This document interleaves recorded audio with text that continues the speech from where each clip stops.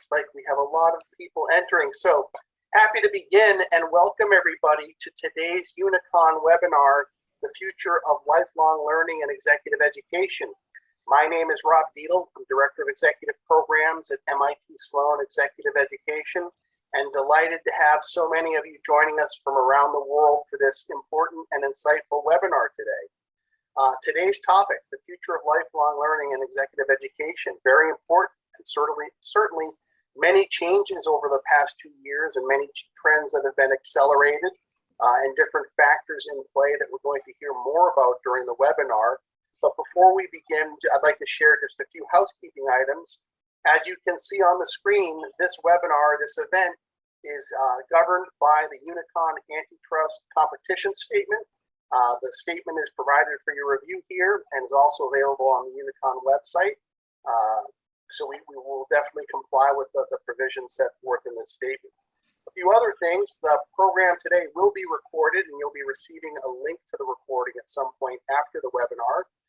We encourage you to review the webinar again, share it with your colleagues, and hope that that's helpful. In addition to the recorded webinar, you'll also have the ability to download today's slides and a full copy of the report as well. We will be taking questions and answers, as you can see via the Zoom navigation panel. There's a Q&A box. We'll allow some time at the end of the program for Q&A, and hopefully we'll have enough time to get to everybody's questions. We also encourage great use of the chat box. As we often do at MIT, we'd encourage you to go ahead and check in via the chat box and say hello and let us know where you're connecting from. Great to see so many people here from around the world. But we do have a lot of information to cover. So at this point, I'm delighted to welcome back and introduce Andrew Crisp, who's going to be guiding us through today's webinar. Andrew's led webinars for Unicon in the past, and they've been tremendously useful, I think, to many of us in our roles in executive education and executive development. And today certainly seems like it will be more of that in terms of really helpful information for us. Andrew was one of the founders of Carrington Crisp in 2003. He has considerable experience in research, strategy, and communication. During his years at Carrington Crisp, he's really built it into a global brand known for its work across business schools and universities, including INSEAD, IMD, Columbia, Babson, and more. Prior to setting up Carrington Crisp, Andrew also led the agency team that carried out the London Business School rebrand. He's worked as an employment correspondent for the European newspaper, as marketing director for an internet business, writing training books for comedians, and as a student campaign leader at the Industrial Society. He's well known throughout the industry, and again, this latest research that he's bringing us, I think, will prove to be useful for us all. So without any further delay, Andrew, over to you. Rob, thank you very much for that kind introduction. And yes, it is indeed a pleasure to be back doing a webinar with Unicon, and delighted to have so many people, as you say, from around the world participating today. So the purpose of the seminar today is to talk about the report that we published over the summer, a study done jointly with LinkedIn, looking at the future of lifelong and executive education. And the genesis for this project was really 3 studies that we've done over the past decade, and 3 particular studies last year. Over the last decade, we've run this study called Executive Education Futures, looking at trends in that marketplace specifically. And then last year, the 3 studies, one with EFMD and GMAC, one with the Executive MBA Council, and one with LinkedIn, all looked at the future of higher education more broadly. And one of the consistent trends that came out of those studies was this growth in the lifelong learning marketplace. And so we said, well, let's see if there's connections. Let's see if this is a single market, it's different markets. Let's see what is distinctive. And so there is the study, as I say, published in the summer, The Future of Lifelong and Executive Education. And the study itself really comprised a number of components. So 2 large online surveys, one with 2,500 individual adult learners, one with 500 employers, based on a global sample. Alongside that, interviews with employers and interviews with business schools and other providers. And it's the data from the 2 studies that I'm really going to focus on this today. Now, Mad Max, the Wild West, or Moots on steroids. Somebody suggested that should have been the subtitle for the report, although in a conversation with Rob and Dan just before we started, it also could be the rush to petrol forecourts across the UK at the moment.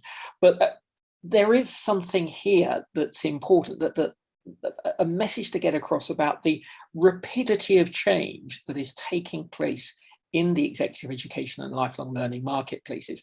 And whilst it may be not a wild west, there are certainly things that are taking place that are surprising, things that are taking place at an incredibly fast pace that we would never have predicted maybe 5 or certainly 10 years ago. And I think for universities, for business schools, keeping up with that change is an enormous challenge. There are a number of big messages that come out of the study. The first of these is probably the most easily anticipated 4 words you'll hear this year. COVID accelerates digital adoption. There's no surprise to put that message in front of you today. Yeah, absolutely a trend, noticing it in all aspects of higher education. It's not just executive education and lifelong learning. Secondly, the flexibility and personalization will be at the heart of future learning. The technology that's available allows so much more variety in terms of the way things are delivered. No longer is it, you start on this date, you study for this long, you finish on this date. Multiple start dates, multiple ways of progressing. I've just been writing a report which covers some of this. And one of the things that stands out very clearly is this idea that you can do a project of study in any sort of order. Yes, it has implications, but it's perfectly valid to study modules in different orders.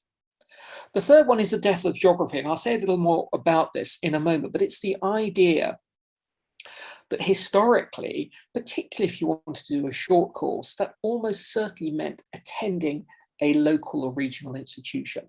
The idea that you might fly to the other side of the world for 2 or 3 weeks, or even less, 2 or 3 days for a course of study was incredibly rare.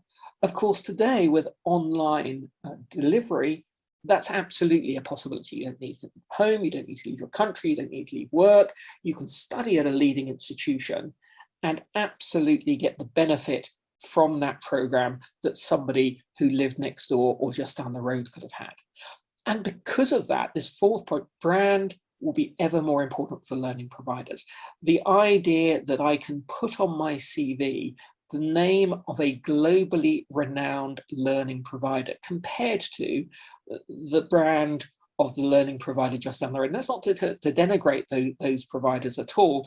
It's simply a statement of fact that some are better known, some have better reputations, some have better content, some have better delivery.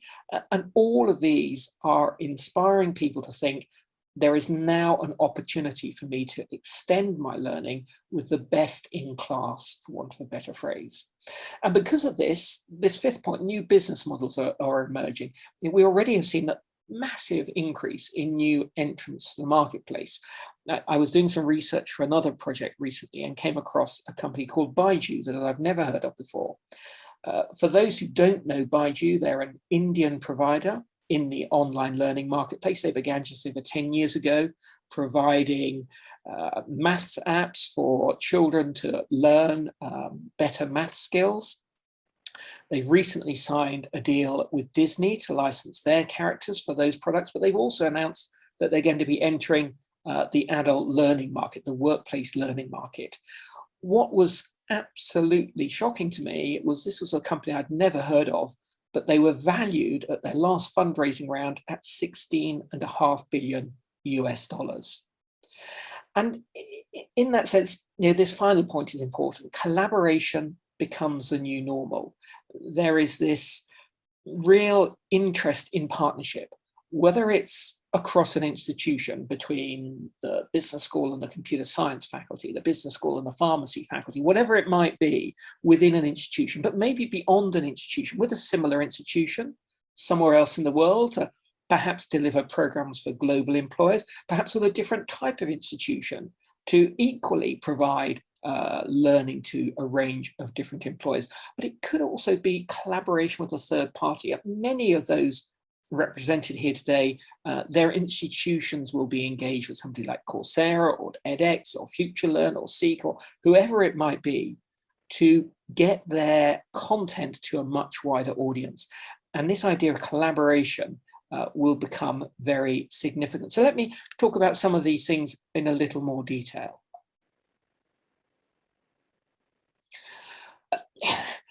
No surprise, COVID changes everything, but not for everybody. And I think that's a really important message. Of course, for many years, we've been talking about the gig economy, people not being in an office and continuing to have a career. Well, COVID almost institutionalized that.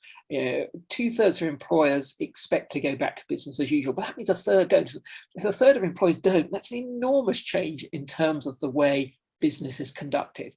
And 9 out of 10 employers saying their organization will embed flexible working as part of their future operations. Well, many are doing it today already. And 3/4 saying online learning is becoming the standard approach to developing people in their organization. So you have this, it feels like change, but not change in a way. There's an enormous amount of change taking place out there, and yet a lot of work will remain very familiar. Not everybody will want to work full-time at home. Some will go into the office sometimes, some will go to the office all of the time. And so it's almost a hybrid solution. That's a word that's being used very often in learning situations, but it's almost hybrid working that we may see going forward. For employees, it's a similar message. 2/3 expect this year to return to work largely the same way as before the pandemic.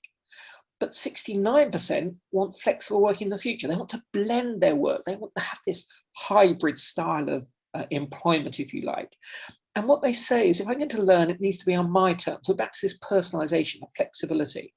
41% won't learn outside of work hours, partly because that's how they learned before. When they were at work, they might get sent on a training program. They don't expect it to be different. 58% say their employer should pay any costs associated with lifelong learning. That means there's a large group, of course, 4 out of 10, who see it as an investment in their future career. And there's a large market there. 70% of employees would also appreciate guidance on the most valuable skills to learn to further enhance their career prospects. I think this is a really interesting point. When you're at university, when you're doing an undergraduate degree or a master's degree, an MBA, there are enormous resources in career centers to advise. There are mentors, there are alumni to talk to. And once you're in the world of work, a large part of that disappears. Some have good alumni programs, of course, but a large part of that disappears. So where do I find the information as an employee to tell me what skills are going to be valuable in the future? And there is perhaps a role here for business schools and their career services to provide advisory services in this direction. Failing that, I suspect it will be the Amazons of this world who are gathering all of this data on our purchasing habits and looking at who's buying business books on certain subjects, who will be able to provide data either to their own services or to others about the topics that people are interested in, and therefore the skills that are valuable, and therefore the courses that might be provided. So a very interesting development potentially in the future. The good news for business school providers of executive education lifelong learning is that we're returning to a period of budget growth in terms of corporate spend on L&D. So the past 2 years, over half have seen a freeze, 28% have had increases. The next 2 years, quite a large number, 41% still no change, but 48%, big increase, are expecting growth in their spend. And it's interesting to think about where that money may be directed. But it's difficult to know. We were doing another project and interviewing this business dean at a North African business school, and he made this comment: corporate needs are evolving very quickly in turbulence. Needs are not clear yet, but just like a tango, they are moving forward. What he didn't say, but what was implied, is just like a tango, they can rapidly change direction. There's enormous uncertainty, I think, amongst employers, and that uncertainty is transferred or translated into, we're not quite sure what programs we want for our staff, for our executive development, to make sure people move forward in their careers, and to make sure we as a business are in a position to deal with our customers, to service their needs, to grow and succeed. So that uncertainty is something that is very clear in the marketplace at present. I said it's interesting to know where the spend is going, and some things are perhaps clear. 5 particular skills are identified as employers as key, but in short supply. And there they are: change management, resilience, mindfulness, global mindset, ethics and ethical behavior, managing across cultures. And you could perhaps extend that managing across cultures to managing across generations.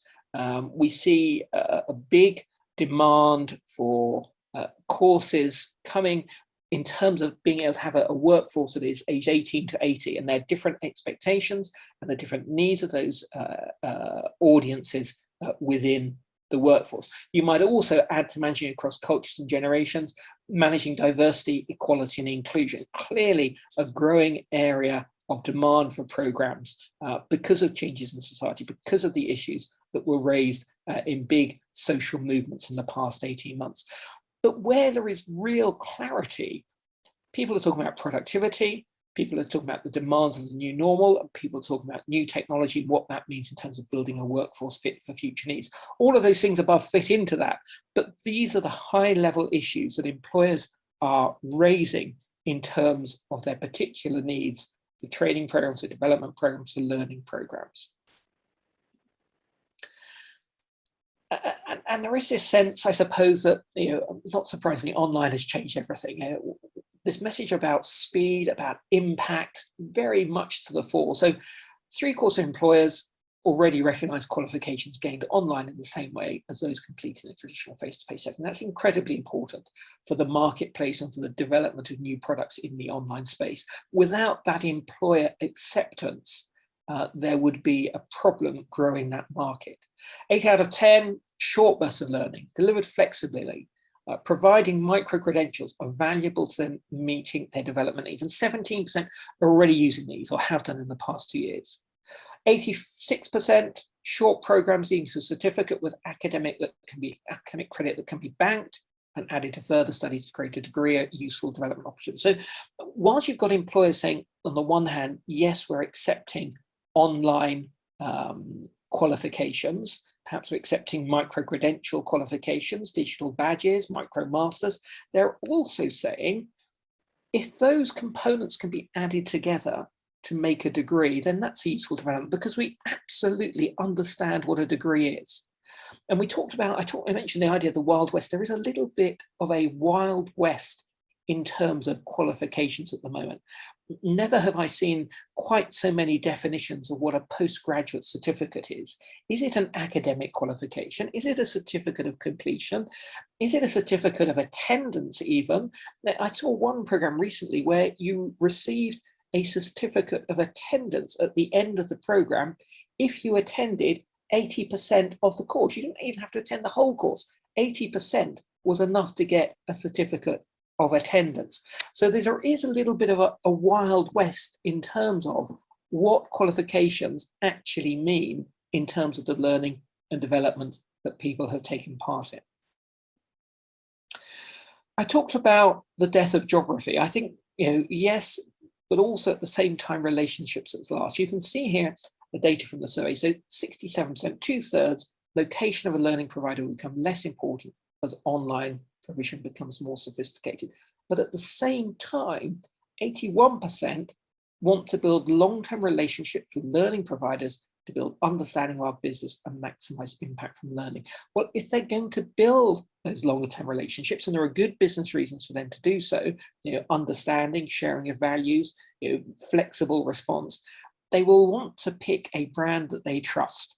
And so the rise of brand, again, now they have the opportunity to partner perhaps with a greater variety of providers than they did before in terms of looking around the world. That brand, that reputation, that awareness become incredibly important in terms of driving engagement in the business marketplace.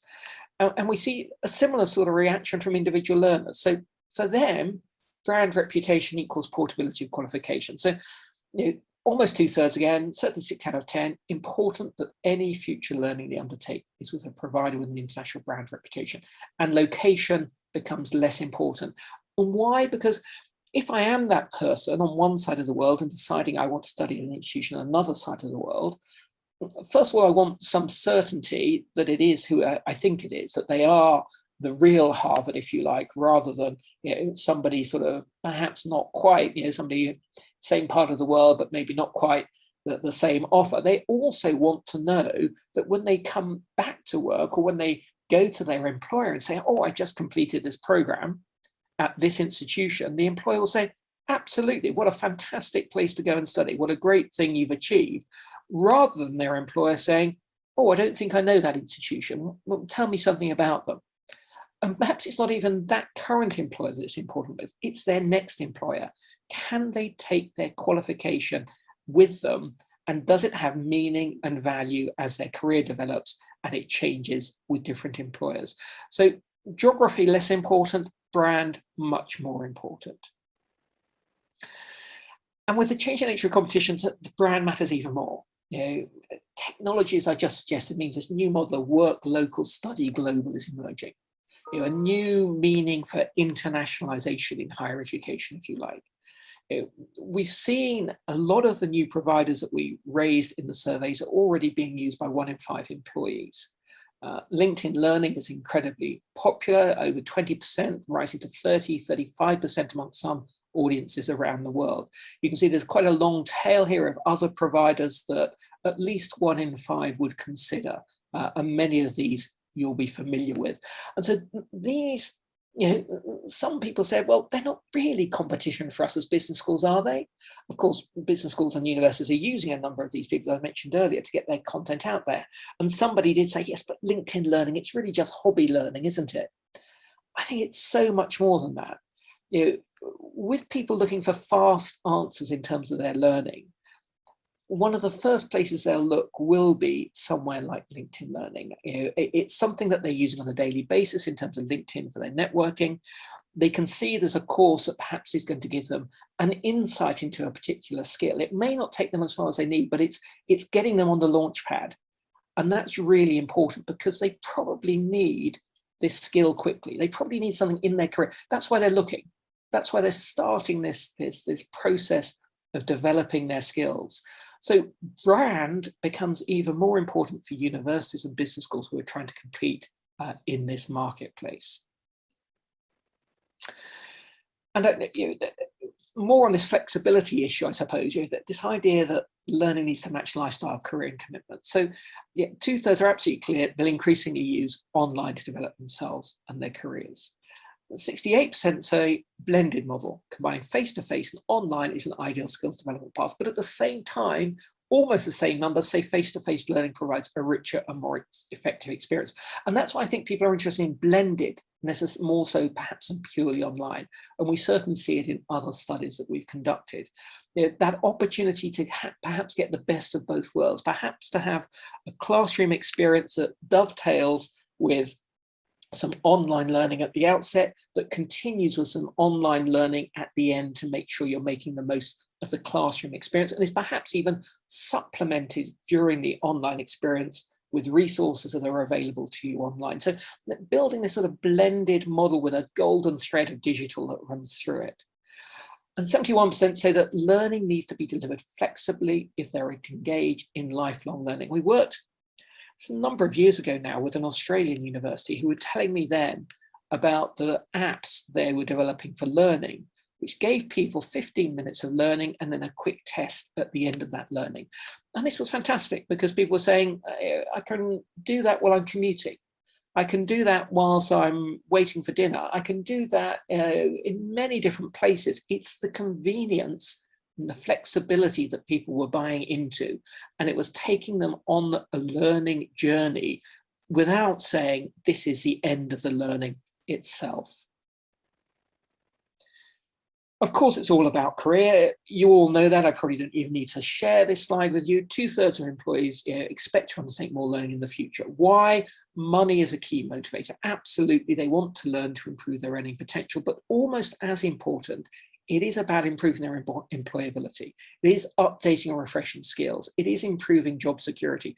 And all of these seem to be becoming more important to individual learners, largely, I suspect, because of what's happened over the last 18 months and uncertainty about their employer, how they're going to have to work, whether they're going to have to go back to the office, whether they'll need their skills, whether they have the right skills for the opportunities that exist. And I've used this phrase, many of you, again, may recognize it. It's part of a quote Churchill made after the El Alamein in the Second World War. The end of the beginning. Too often, I think in the past, many people have seen learning as a linear process. You study for 3 or 4 years as an undergraduate, that's it. You study perhaps a little bit longer, do a postgraduate degree, that's it. I've learned all I need to learn. But I've just been reading a quote from somebody we interviewed as part of this process, and they actually said, I did my MBA in 2006.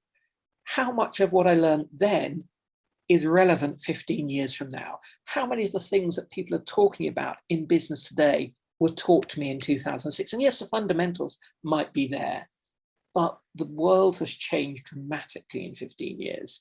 What is happening in the last 15 months has changed the way that business has behaved.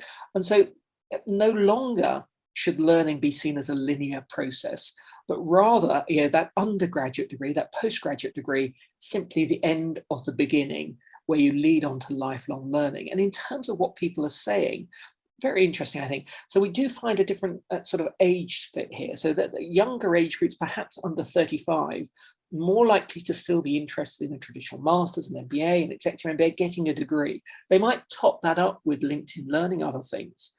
As people get further into their careers, a degree becomes less important. The return on investment of the length of time that a degree takes, or the money invested in the degree, much less relevant. Instead, diplomas, certificates, digital badges, micro-credentials, and in some cases, these are becoming more attractive than traditional degrees. So a variety of qualifications is part of the answer, and having those different options for different people at different stages of their career does seem to be something that is going to become increasingly important for universities and business schools. What does that mean, though? Issues about students, about skills, about speed in terms of a model for higher education. So a lot of universities have historically been focused on how can they attract more 18-year-olds into their undergraduate programs, perhaps maybe attracting people at 25, at 35 pound to an MBA or an executive MBA. But today we're talking about a market of learners from 18 to 80. So what do you have to do to make sure you're in that market and picking out people at different points of their learning journey? And inevitably, alumni relations is going to be much more important.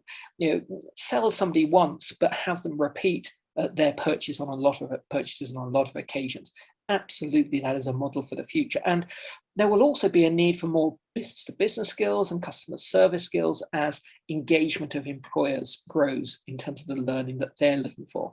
Universities will need a business model that works with that new reality. And speed, as well as the advantages of quality and accreditation that universities have, should stand them in good stead to live up to the competition that is coming from these new startups and people investing from private sources into the learning and development marketplace.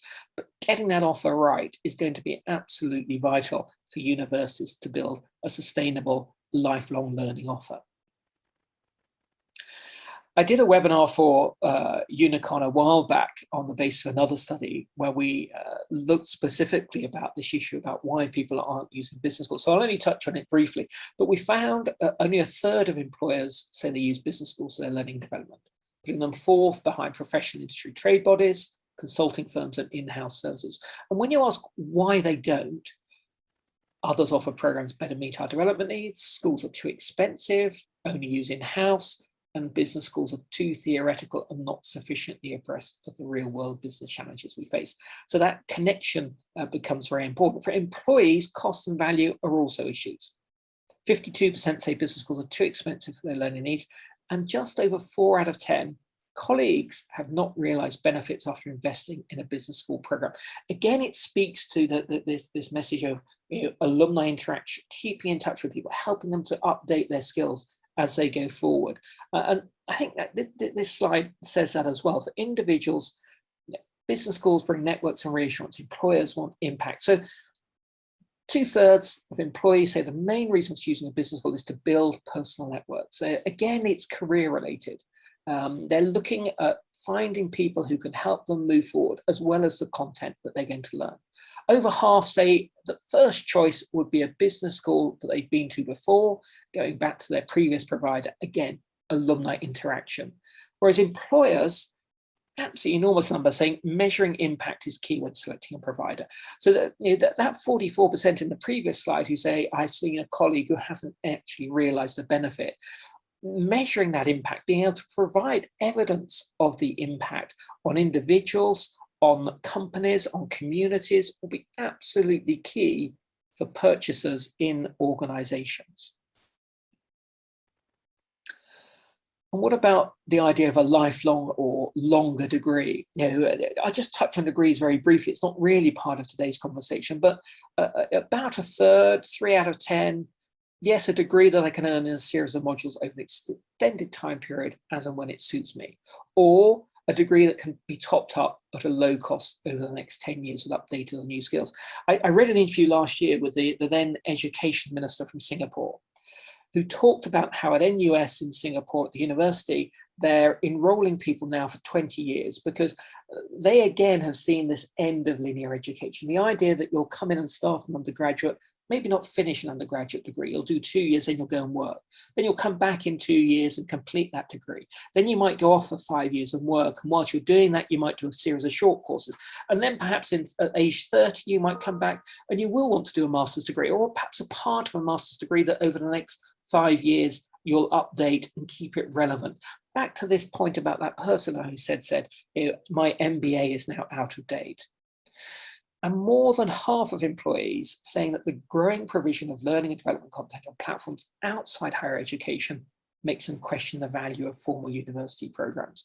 There have been stories about people curating their own MBA around for a while now, but those opportunities, that possibility that somebody can go on YouTube or somebody can go to LinkedIn Learning and learn valuable skills for their career is a really interesting element of the marketplace that universities need to be aware of. So in all of this, the question becomes, I suppose, as it says here, can higher education meet employer aspirations? And employers say they're interested in a range of things, not just that impact point, but a whole range of things. So first of all, I said at the beginning, collaboration, cooperation. Yes, employers are interested in co-creation of content. What can they bring? How can they ensure that learning is focused on the issues that they face? They're interested in short, inexpensive programs, perhaps flexible ways for students to get, for their employees to get a degree. They want an MBA degree, so they do want to continue employing MBAs, but they want to know that that MBA is relevant for today and for their future operations.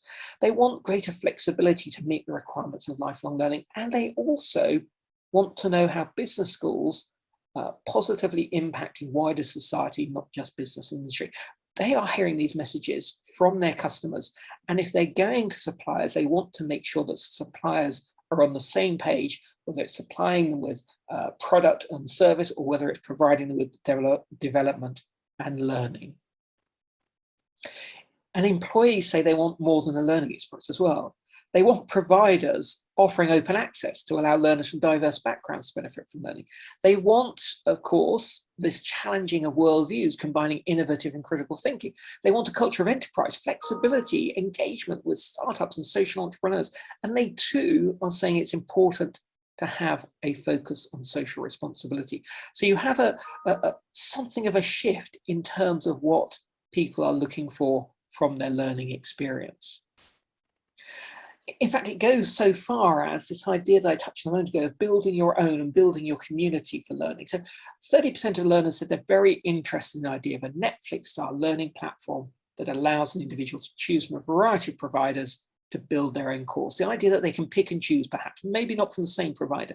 They can take it when they want to get that learning, perhaps a subscription model, perhaps even a model where a provider is using AI to suggest what the next piece of learning, back to that point about learners having left university, not having access to what are the coming skills and knowing what they should do.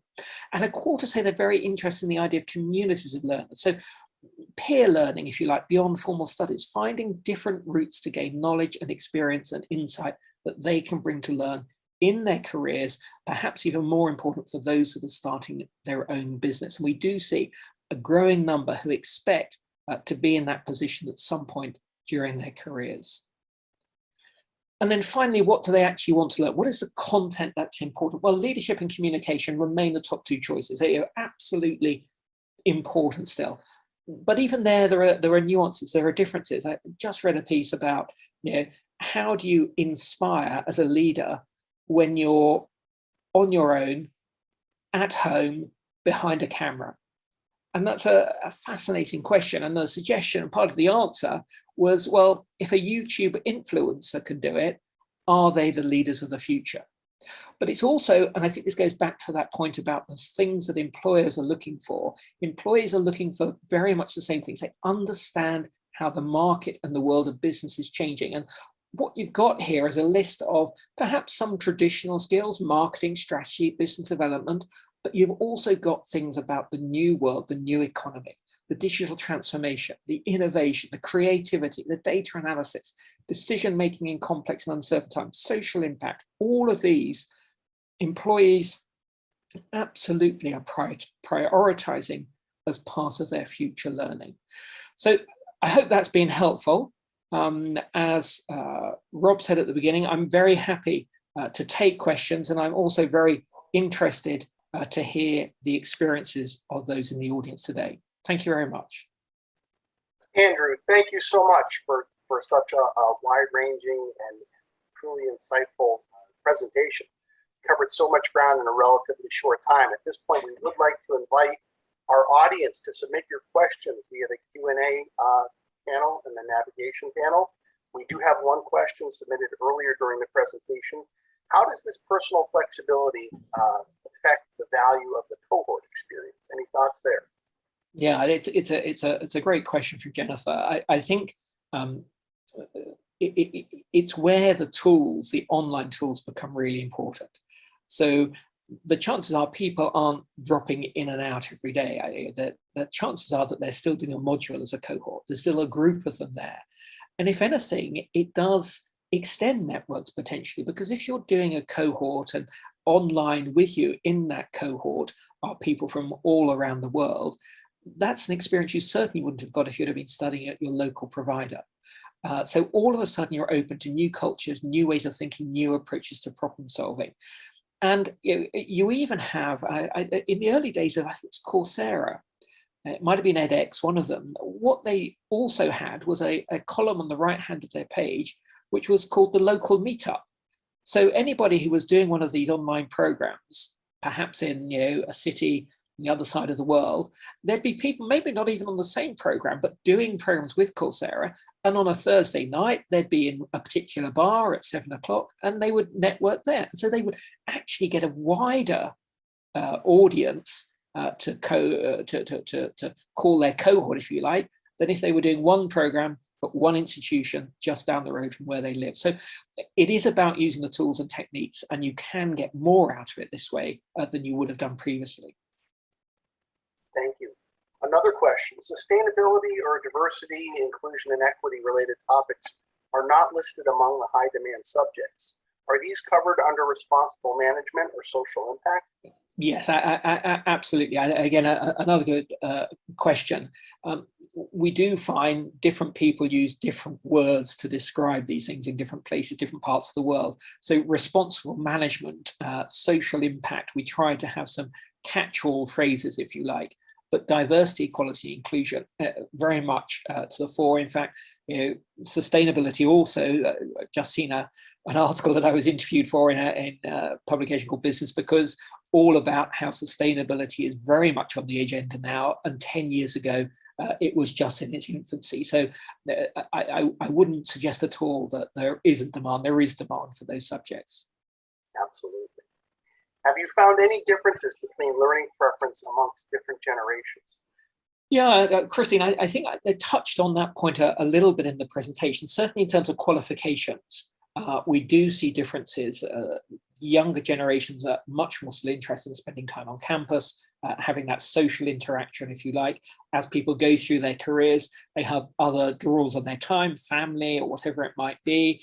They want to have the small amount of time they do have available outside of their working lives to do other things. And therefore, they'll look for more flexibility. And actually, it sounds slightly odd, but the older you get, the more likely you are to consider online.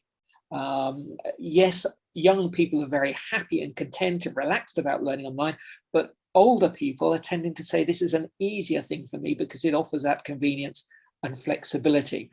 The other part of that, as I mentioned, is if you're going to invest in a degree, it's a lot of time and money. And maybe when you're 50, you don't think you're going to get the return on the investment. Also, you probably have decided pretty much what career direction you're going in. Oh, you might work for another 20 years. You might start your own business. So you do need a detailed piece of learning to take you in another direction, but the chances are it's adding to what you have. It may be updating the MBA, refreshing previous learning, and say shorter interventions, often delivered online or in a blended format, are much more popular. Great. Another comment/question. I fully agree with your suggestion that alumni relations are key to the future and try to get learners to return to their alma mater. Yet I've seen more often that with the new formats available, many people seem to be collecting badges from various prestigious academic brands. It appears that some lifelong learners want variety and multiple certificates rather than returning to their home institution. Any thoughts? Yeah, it's an interesting point, isn't it? Variety is the spice of life, they say. So I think there's something in this, but I think also, dare I say, it's down to the institutions and the nature of the relationships they form with their alumni. Regular communication, relevant communication, using the tools and techniques that are out there to draw those learners in. We did some work for an institution here in the UK who now have a whole suite of online programs. And one of the issues, the short course non-degree online programs, one of the issues they came up with was, are these people really alumni?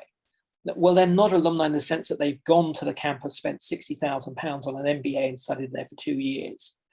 But they've absolutely taken a program. And whether you develop a different type of alumni relationship and whether you have some crossover between the two types of alumni, it's probably a good model to have. But if you're taking a 6 to 8 week program, that shouldn't be as I said, the end. That should be simply the beginning. It's about then saying to somebody as their career develops, what's next? Did you know we offer these opportunities? Have you thought about this?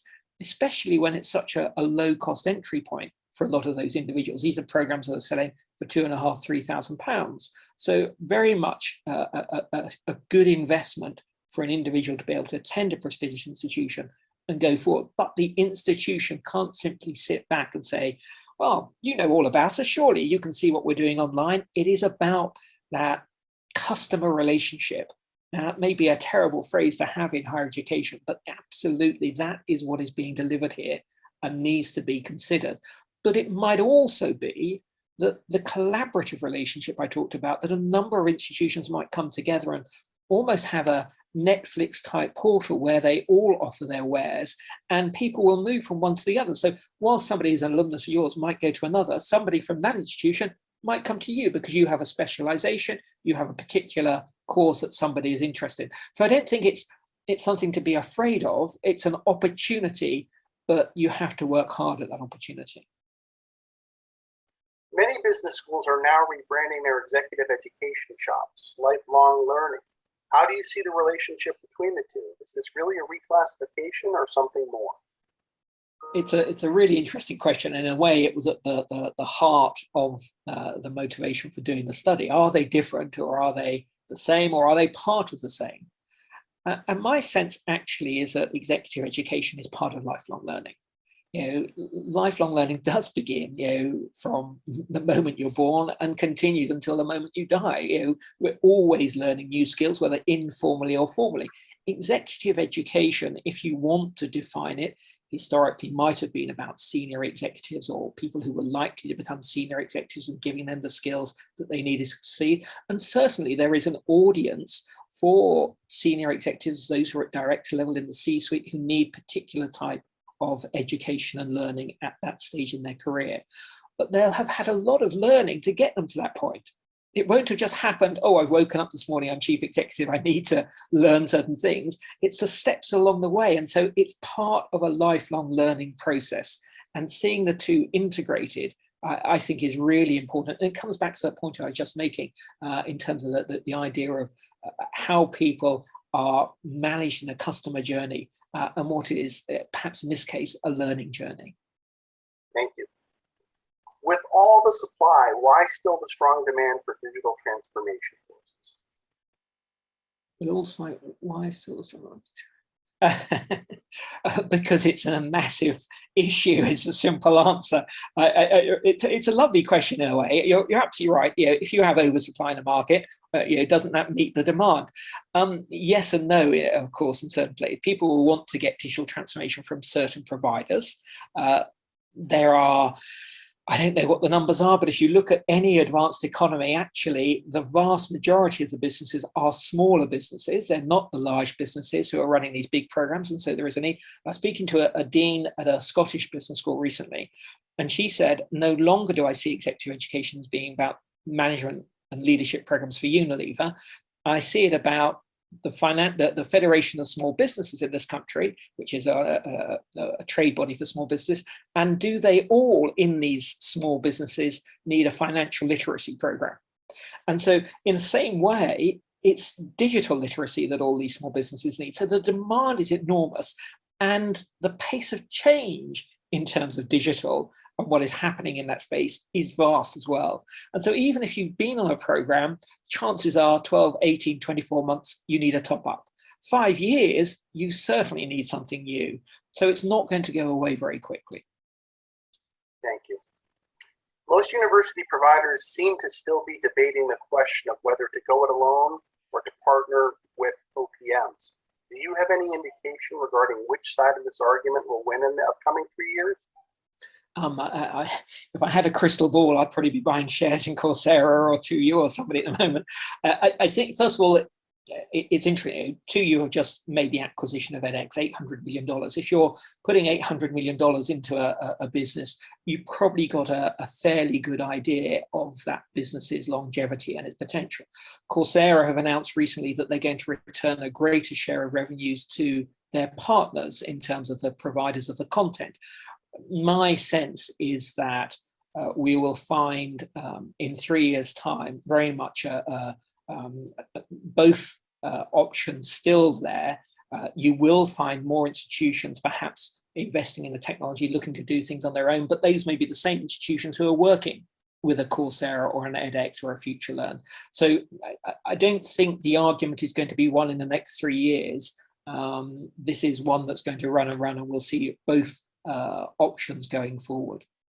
That does, just to add to that, that does make me think how you mentioned at one point that previously we may have dismissed certain platforms as hobby learning, and I think that the investment that's flowing into these platforms is clearly maybe how we perceived these platforms or providers 3 or 5 years ago. With this additional capital flowing in, can clearly be at a different level of competition going Absolutely. forward.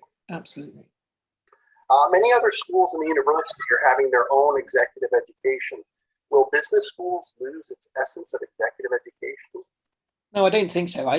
Again, I'll talk about a case study. So we worked with a British university about 5 years ago with a successful business school running successful executive education programs. And the university came to us and said, how can the rest of the university do the same as the business school? At least where there's obviously a substantial revenue flow. And we did a big piece of work. And what was interesting is that actually the business school had knowledge and expertise and techniques that the rest of the university could learn from. Now that may be a difficult message to take to the dean of the sciences department or whatever it might be. There were examples in this institution, other people who were doing programs, great programs with a global reputation, but they were charging £300 a day and the business school was charging £1,000 a day. So part of the challenge was, how can you move things forward? So the pedagogy, the techniques, the marketing, all of these opportunities that the business school has worked through are things that they can use to support other parts of the university. So it may become a university-wide offer, but it's not going to diminish the success of the business school. Thank you. How about high flex mode of delivery, where content is delivered at the same time synchronously, both online and offline? Are there any insights on this? Similarly, do we have any insights on the expectations and the cost/value received assessments related to the use of AR, VR technology? It looks like a whole new webinar in itself, I think, this one. The question about asynchronous and synchronous learning, my experience working with one or two providers and doing research for them about new programs is actually a mixed mode is the answer. People are happy to be able to download information, to watch videos, to do things when it's convenient for them. But largely it's about preparation for the time when they're going to be with other learners. It's back to that first question that we had about how can you get the benefits of cohort? Well, that's what you get when you have this mixed mode. So I think there is that sense. In terms of expectations, cost, value received about AR and VR technology, I think it's too early in most cases to say. We are finding some innovations. Somebody was talking to me yesterday about a company called Roblox. I think it's Roblox, something like that. It's a big games developer where you can go in and develop games online, but they also now have an education division. And it will be interesting to see how these two parts of the market either come together or diverse or, dare I say, collaborate to deliver learning in the future. I saw a great post today, somebody I know at London Business School talking about making learning fun. And that is certainly going to be an important point where technology and what we've seen in the gaming industry can provide support. Thank you.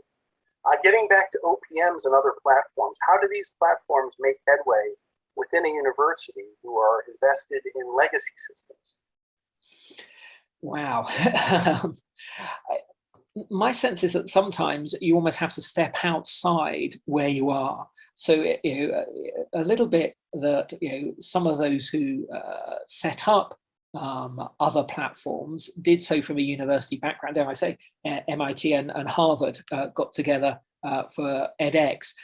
If they'd have tried to do everything internally, it would have been very difficult. If you set up a third-party organization where you can say, this is entirely new, it's a case study, dare I say, that I'll just mention briefly. British Airways, a long while ago, set up a new low-cost airline. I think it's called Go. And they took management of British Airways, put it into Go to run this new venture. It failed. And the reason it failed was because the management in British Airways thought in exactly the same way as they did in Go as they had done in British Airways. And what it needed was a completely new way of thinking, an EasyJet or a Ryanair way of thinking, if you're going to run a low-cost budget airline. And in the same way, I would suggest, those with those university legacy systems almost need to create vehicles that can operate outside of those, or at least at an arm's length. And that seems to be a good way forward. Thank you. You've spoken to the growing importance of brand. Do you see a risk that deploying such a broad label as lifelong learning can work against or water down brand distinction? I don't think so. After all, we've talked about alumni relationships with institutions which last a lifetime. And it's always been possible to engage alumni, to have them give back of their time or their money or their expertise in terms of relating to a brand. Of course, brands evolve as well. It was an absolutely wonderful post by, his name escapes me, an Australian academic about the flexibility of brands recently. Those brands have to take into account that they're adding new components to their offer, that the learning isn't static. It's only, somebody made the point to me at one of the interviews, it's only 50 years really that we've seen the number or the percentage of the population going on to higher education grow enormously. Prior to, certainly prior to the Second World War, there was a tiny number went into higher education. That number has now grown enormously. So these brands have changed and they'll continue to change, and lifelong learning and online learning is part of that. And I did speak to an Irish university recently who said, in the business school, they were saying, we're really keen on micro-credentials. But the university is saying, well, we're a little bit hesitant. because we've built this reputation on being an elite institution where only certain people can come. If you're now saying you want to offer micro-credentials to absolutely anybody, doesn't that change our brand positioning? And it does to a certain extent, but the answer back is if you don't do it, that elite reputation that you had will be probably not at risk. You'll still carry on, but you won't be in quite the same position. You'll miss out on the opportunity to get the values of your institution into a much wider audience, to get the quality of the learning into a much wider audience. So my sense is embrace change and it will work for you. Are there similar rankings for learning providers like LinkedIn Learning, Emeritus, and Coursera, just like the FT rankings for business schools? Yeah, I've not come across anything. I'd be interested if people have got any ideas about that. I think it would be it's difficult enough to put together an FT ranking or a Bloomberg ranking without somebody criticizing the methodology. I think it would be doubly difficult with these other providers, but who knows? Technology can do wonderful things nowadays. And for responsible management as a topic, what kind of courses do you see as the most useful or in demand? Wow, that's a really good question. I think you go back to some of those things that we talked about that I said were under the umbrella of responsible management. But it might be programs on diversity, equality, inclusion. It might be sustainability. It might be social impact. There should certainly be an element of experiential learning as part of that. To really get to grips and understand what it means. It might be about all manner of things. I think what we're being, I just read a piece about an institute for the circular economy here in the UK. Some of that would certainly be relevant as well in that sort of space. It's, again, a little bit of an evolving situation, and I think we'll see the curricula in this sort of space change quite significantly over the next decade as there are more research undertaken. I think one of the problems is, somebody said to me recently that the difficulty with sustainability and specializing it as a professor is the research often comes at the crossroads of perhaps business and science. And there are very few journals that look at both business and science, and therefore the research doesn't get done because it doesn't get published. So until that part of the sort of pipeline changes, I think it'll take a little while for what is the curriculum to be clearly defined. Thank you. And as we approach the top of the hour, it looks like I've got maybe one more question here in the Q&A box. You talked about Coursera and 2U. Emeritus was not mentioned, and its business is solely on executive education. What do you think of their business model? It's probably not for me to endorse individual brands. I'm very well aware of Emeritus. I think they've got a really interesting offer, as have Coursera, 2U, and many others I could list. We've been doing a piece of research specifically online on the online education market recently, and it's a very long list of providers that I could go through and talk about their particular offer. So I think Emeritus absolutely up there with a number of these providers. I mentioned this company Baiju, of course, as part of my presentation. And there are many out there that you probably never heard of who are doing excellent work. And so I think I'd probably best leave it at that. A very fair and diplomatic response. And with that, as I mentioned, we are approaching the top of the hour. So once again, I'd like to thank you for returning to Unicon and sharing your insights with us. We certainly look forward to future research and future webinars that you may come back and share with us. So we'll stay tuned for that. For our audience today, I hope that you've gotten as much out of this webinar as I have. Unicon, certainly we are hopeful to continue with additional webinars and resources available to you on the Unicon website. We know that we have the conference coming up, and we hope to see many of you live online or virtually for the conference. Full details on the conference are there as well. And lastly, just a reminder that today's webinar has been recorded, and you'll be receiving an email with a link to this recording, and I believe also a download link for a copy of the slides that were used today. So, Andrew, thank you again. Thanks to my friend Dan Collins for his wonderful support behind the scenes and making this webinar possible. And my thanks to all of you for taking time out of your busy schedules to join us. We'll hope to see you back here again soon. Thanks so much. Thank you, Rob.